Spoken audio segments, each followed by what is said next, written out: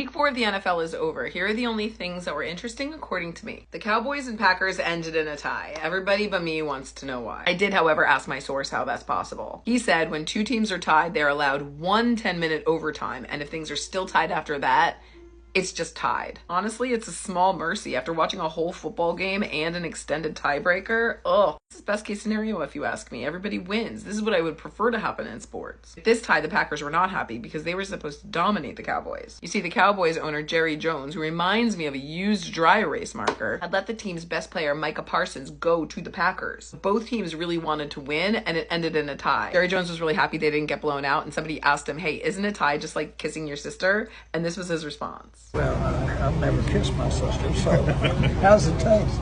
I wouldn't know you.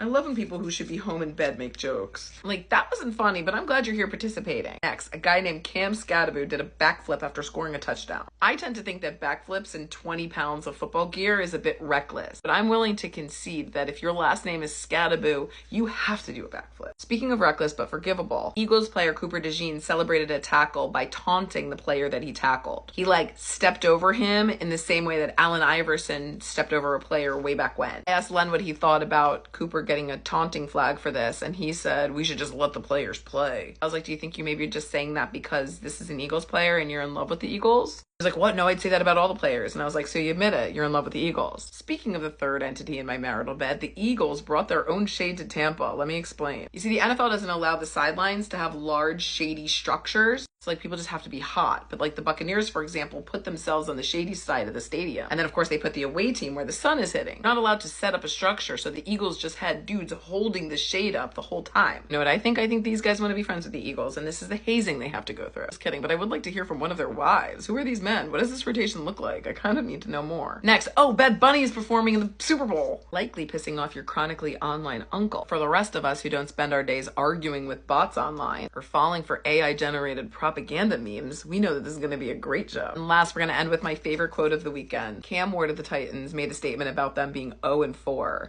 He was like, I mean, if we keeping a buck right now, we ass. So we 0-4. I feel like this quote could apply to a lot of things right now. All right, I'll see you later.